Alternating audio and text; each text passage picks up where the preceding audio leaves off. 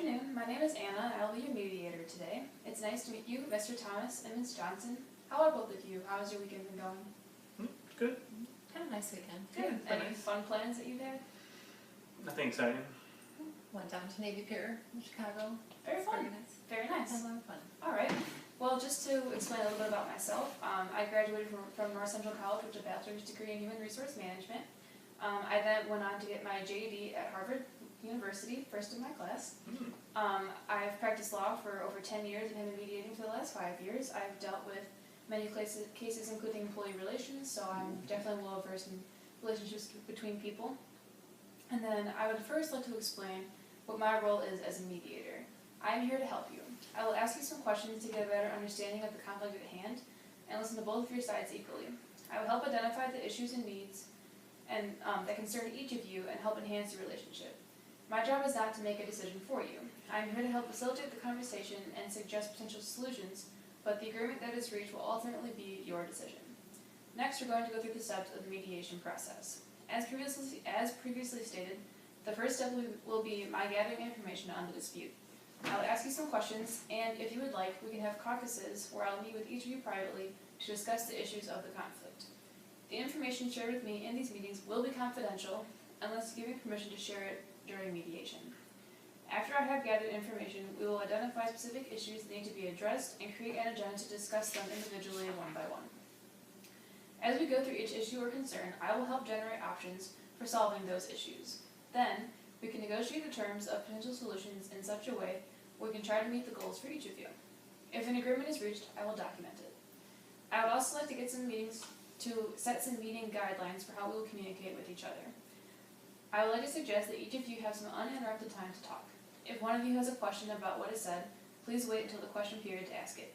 I would also ask that we focus on the issues at hand and avoid any personal or derogatory statements about each other. If either of you have any suggestions for meeting guidelines, we can discuss those as well. Otherwise, at this time, I would be happy to answer any questions that either of you may have about the process of mediation or my role as a mediator. Are there any questions at this point? I don't have any questions right now. I don't have any questions. Okay, very well then. Well, Ms. Johnson, let's start with you. I would like to hear your side of the story. Well, Mr. Thomas, we had an agreement that when he went away on vacation, that I was going to come over to the house. I was going to water plants. I was going to retrieve the mail. And they have a dog. I was going to also feed the dog and let the dog outside and do their business. The whole time when they were gone. By the time of doing that, they were going to pay me $100 for that week and also take me out to dinner. During the week's time with them, going back and forth, doing that, the dog did have an accident and had somehow gotten out of the yard and got hurt. I had to take it to the vet. It did incur $500 worth of vet bill because it had a broken leg. And right now, I don't feel it's my responsibility, whereas Mr. Thomas thinks I should be paid for it and not be paid at all for anything that I did while they were gone. But I did everything that was required of me, but for the house and the mail, watering the plants, feeding the dog, letting the dog out. And unfortunately, the dog escaped the yard and got hurt. So that's why we don't agree on the whole situation, and so that's why I'm here to get some help with that. Okay. So what I'm hearing you say then is you had an agreement where you would house it to water the plants, to get the mail, and to take care of the dog. They had agreed to pay you $100 and take you out to dinner after they got back from vacation. Yes. While you were dog sitting, the dog escaped and broke his leg, and you took him to the vet and it incurred a $500 bill. Correct. Although it happened under your watch, you still don't feel like you were responsible for it because you've done everything else that they required of you, and this was an accident. Correct. Okay. Mr. Thomas, I'd like to hear from you as well. Well, I mean, as she stated, we looked at Shelby because we heard she's a responsible person, and obviously we very love a family pet, and we're very concerned about the dog's well-being. So we hired her to take care of, first and foremost, make sure the dog's taken care of, and then everything else was pretty much ancillary, like mail, whatever. It was important to get done with the dog was our main focus. So we hired her to do that. We went off vacation on Florida.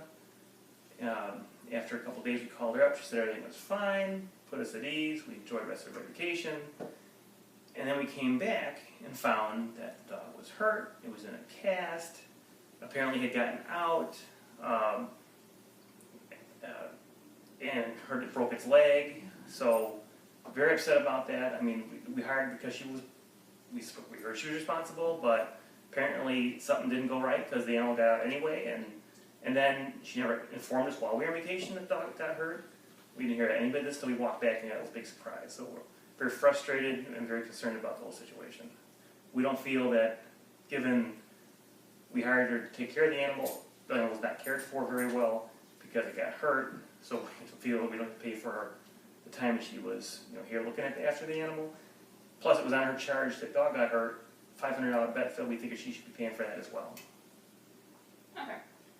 So what I'm hearing you say is you initially had picked her to watch your dog because you felt she was a responsible person. You heard that she was responsible, and although the other getting the mail and watering plans were important, the dog was your main concern while you were away. That's right. And so you feel that because you knew she was responsible, she's also responsible for anything that happened under her watch while you were gone. And so the dog's vet bill should be paid for by her because it was her responsibility to make sure the dog was okay.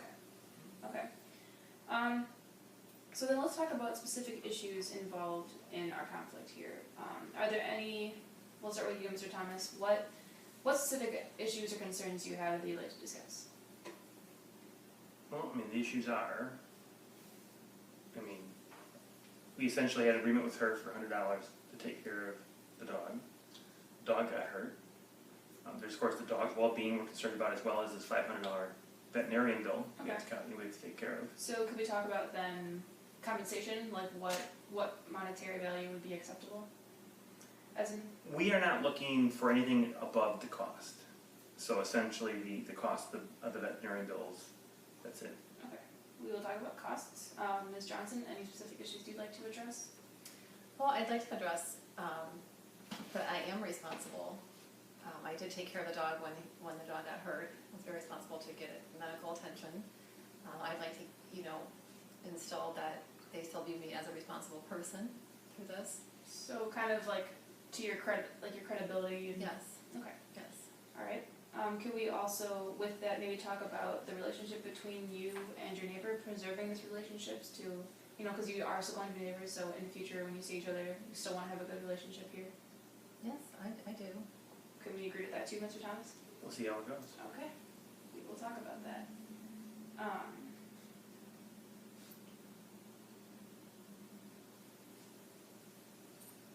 Any other concerns? Okay. Let's see. Alright. So let's talk about costs then.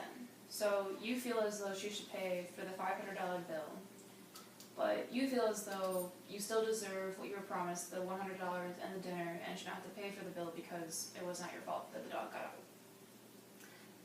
Correct. At this point right now, the $100, yes, they don't have to take me out to dinner. Okay. I don't need to have a dinner, but I don't feel I'm responsible for the vet bill. Okay. So you would still like to see the $100, but you would forgo the dinner. You don't need to be taken out to dinner. Correct. Okay. Mr. Thomas, how do you feel about that? So she's looking to get paid $100 and not pay it? No, that's... Okay. Let's go over the details again of how the dog got out. Can you take me through what happened? Yes. As my usual routine that I do, let the dog out. And usually their dog will bark a little bit to come back in and they're finished. They have a fenced-in yard, and I'm sorry. They have a fenced-in yard, and each time I was never told that I had to be with the dog every minute they were out there because he barks to come back in. With the fenced-in yard, I just assumed that the structure was secure. After about 20 minutes or so, when I didn't hear the dog bark, I did go to inspect and found the dog was gone. I was quite frightened myself and panicked, and as I said, when I found the dog, he's limping, he had slipped on some black ice, took him vet. Yes, he had a broken leg, yes, it incurred $500 vet bill. But I did go back and inspect outside as to how the dog could have gotten out. And there was apparently a loose board in the fence that the dog was able to push through and to escape out of the yard. So with that, I feel Mr. Thomas holds responsibility for the zone structure fence to keep his dog safe inside if he's not going to be on a leash or a runner or a harness, to make sure his fence was secure for the dog so it couldn't escape. Okay. Mr. Thomas, were you aware that your fence was not secure, that there was a loose board? This is the first I'm hearing there's a loose board. Okay. I'd have to go inspect it to verify it to be the case. I'm not aware of any loose board this time. All right. So, what I'm hearing you say is, since it is his responsibility to make sure that his backyard is secure for his dog, and since either he was unaware of the board or had looked and didn't think it was an issue, then you don't feel like it's your fault because it was his fence.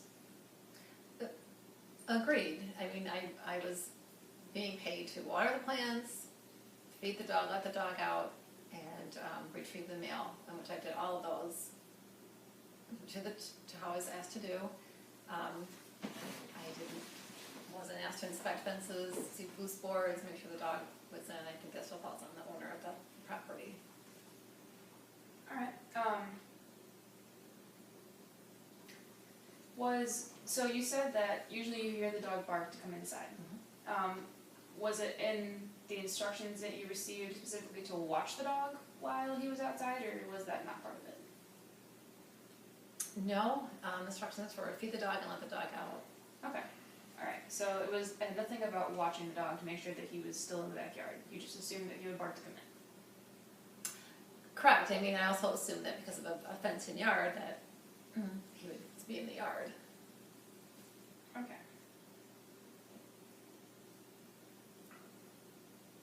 And so, also, Mr. Thomas, you had stated earlier that you were surprised to hear about the dog because you had called earlier to check in to make sure everything was going okay and everything had been fine.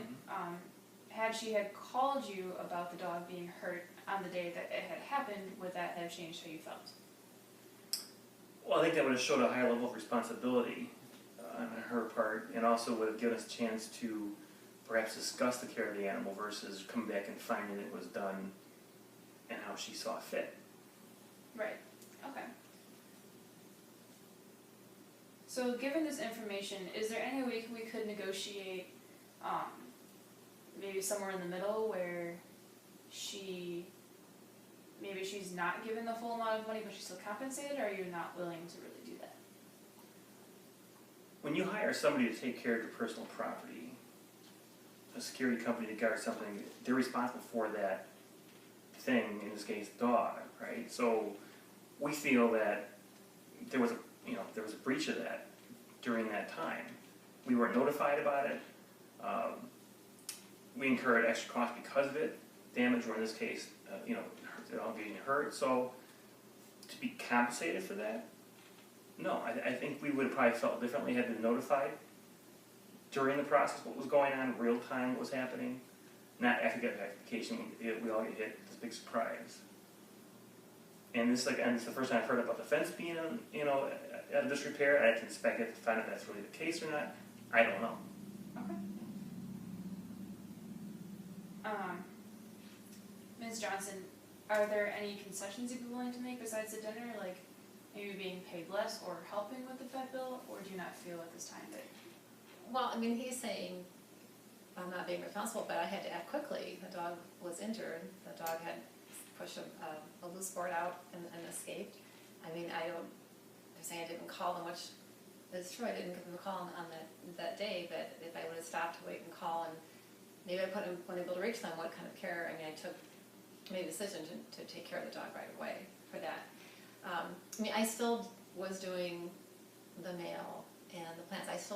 The dog still got fed all his meals every day, so got let out every day. I still did what was asked in the agreement, and I still feel I should be compensated for that. As I don't need to have to go out to dinner.